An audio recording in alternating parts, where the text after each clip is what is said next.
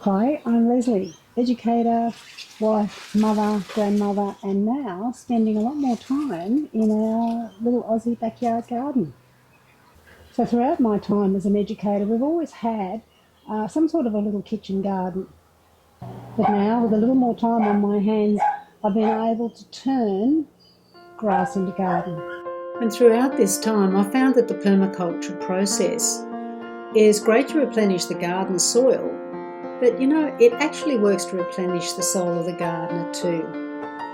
Welcome to my new channel, Soil and Soul. Even in a little backyard garden like this, I can still focus on simple steps to create an ecosystem that will improve soil fertility, use resources wisely, and conserve water.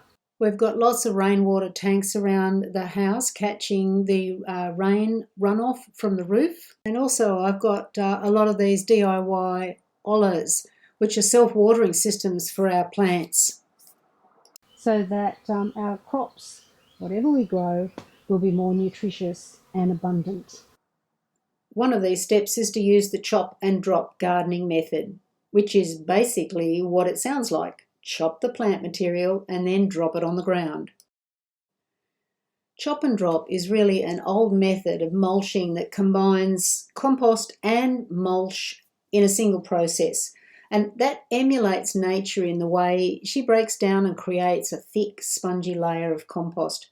And of course, is much better than purchasing chemicals to enrich your soil. I still like to use other composting methods, but chop and drop supplements my 7 compost bins that I've got scattered around the garden. And these ones here are cooking away in preparation for mulching in spring. Last week I moved all the compost into the next bin and capped them like this so they are closed for business. Sometimes I have to add a sign to say that this is really closed for business. Don't open it, let it cook. Rather than throwing out precious plant material into the council green bin, you are actually cultivating your own mulch with chop and drop. Normally, when the season ends, it's time to prepare the garden for the next season's crops. Sometimes I jump in with chop and drop when the rains are expected, as it was last week, and this will help break down the chopped plant material. Permaculture, I'm understanding, is all about working efficiently and in harmony with nature. Let's look at the process that I use this week for chop and drop. I'm learning to include plants in my garden that serve multiple purposes.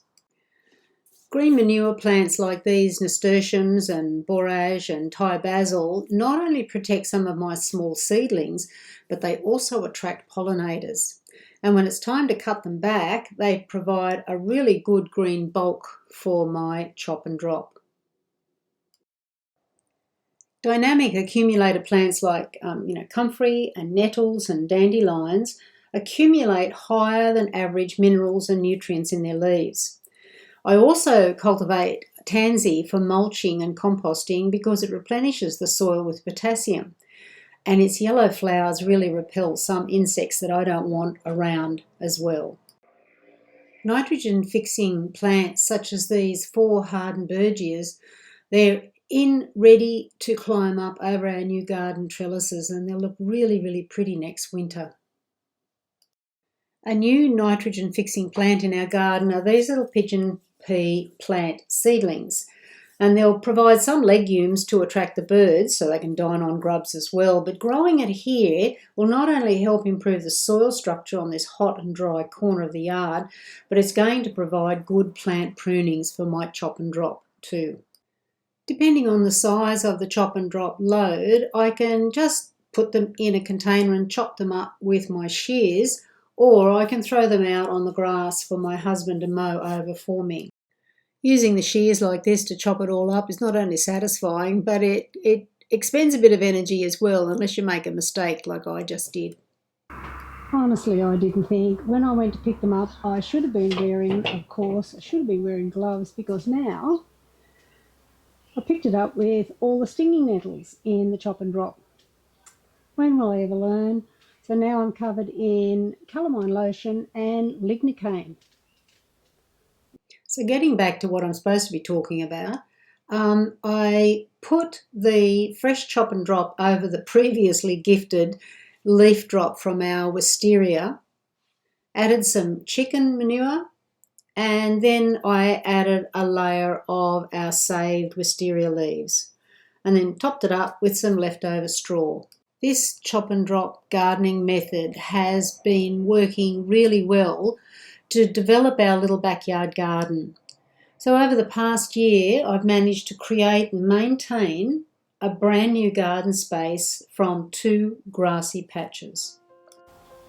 Are you doing something different to the way that I've developed? I'd really like to learn more. So if you are doing something different or you just want to make a comment below, please feel free. Thanks for joining me in our winter garden this morning. It's only a little space, but I've managed to pack a whole lot of growth in here. Remember, take care of the soil and it will take care of you. So until next time we meet, happy gardening.